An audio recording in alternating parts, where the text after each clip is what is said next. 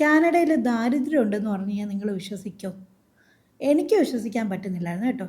ഞാൻ കാനഡയിൽ പോകുന്നിടം വരെയും കാനഡ ഇത്രയും ദാരിദ്ര്യം പിടിച്ച നാടാണ് എന്ന് എനിക്കറിയത്തില്ലായിരുന്നു.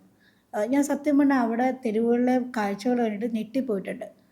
നമ്മൾ ഈ റീലിലൊക്കെ കാണും, അടിപൊളിയായിട്ട് പിള്ളേർ മരത്തിൻ്റെ തണലിൽ നിന്നും പിന്നെ ഈ മേപ്പിൾ ലീവ്സൊക്കെ എടുത്തിട്ട് സെൽഫി എടുക്കുന്നതൊക്കെ നമ്മൾ കണ്ടിട്ടുള്ളൂ. പക്ഷേ കാനഡയിലെ ഞങ്ങൾ താമസിച്ച ബ്രിട്ടീഷ് കൊളംബിയ എന്ന സ്ഥലത്ത് വാൻകൂവർ, ആ വാൻകൂവർ എന്ന സ്ഥലത്തായിരുന്നു എൻ്റെ കോളേജ് ഉണ്ടായിരുന്നത്. അവിടുത്തെ ഡൗൺ ടൗൺ എന്നൊരു സ്ട്രീറ്റ് ഉണ്ട്.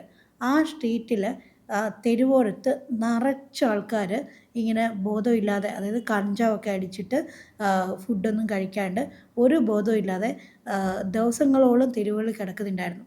അവസാനം റെസ്ക്യൂ ടീം വന്നിട്ട് അവരെ ഷെൽട്ടർ ഹോമിലോട്ടൊക്കെ മാറ്റിയിട്ടുണ്ട്. പിന്നെ അതുപോലെ തന്നെ ഞാനൊരു ദിവസം കോളേജിൽ നിന്ന് തിരിച്ചു ഇറങ്ങുന്നത് സറൈ എന്ന് പറഞ്ഞ സ്ഥലത്തായിരുന്നു. ആ സറയിൽ ബസ് സ്റ്റോപ്പിൽ നിൽക്കുന്ന സമയത്ത് ഇങ്ങനെ ഒരാൾ വന്നിട്ട് എൻ്റെ അടുക്കൽ എനിക്കൊരു $5 തരാമെന്ന് ചോദിച്ചു. ഞാൻ സത്യം പറഞ്ഞാൽ ഞെട്ടിപ്പോയി. ഞാൻ പിന്നെയും ചോദിച്ചപ്പോഴത്തേക്കും അയാൾ പറഞ്ഞു എനിക്കൊരു $5 തരാമോ, ഞാൻ ഫുഡ് കഴിച്ചിട്ടില്ല എന്ന്. ശരിക്കും നമ്മൾ റീലിലൊന്നും ഇങ്ങനത്തെ കാഴ്ചകൾ കാണാറേ ഇല്ല. പക്ഷേ കാനഡയിൽ ദാരിദ്ര്യമുണ്ട്.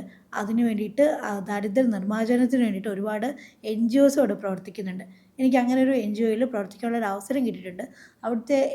അവരുടെ ഏറ്റവും വലിയ ആക്ടിവിറ്റി എന്ന് പറയുന്നത് ഈ ഡ്രഗ് അഡിക്ട്സ് ആയിട്ടുള്ള ആൾക്കാരെ റീഹാബ് ചെയ്യുക എന്നുള്ളതായിരുന്നു. അപ്പം ഡ്രഗ് അഡിക്ഷൻ മൂലവും അല്ലാതെയുമൊക്കെ ഈ കാനഡയിൽ പട്ടിണി പാവങ്ങൾ ഇഷ്ടം പോലെയുണ്ട്. സോ കാനഡ എന്ന് പറയുന്നത് ഈ കാണുന്ന സ്വർഗ്ഗം മാത്രമല്ല, പട്ടിണി പാവങ്ങളുടെ കാനഡ കൂടിയാണ് കാനഡ എന്ന് പറയുന്നത്.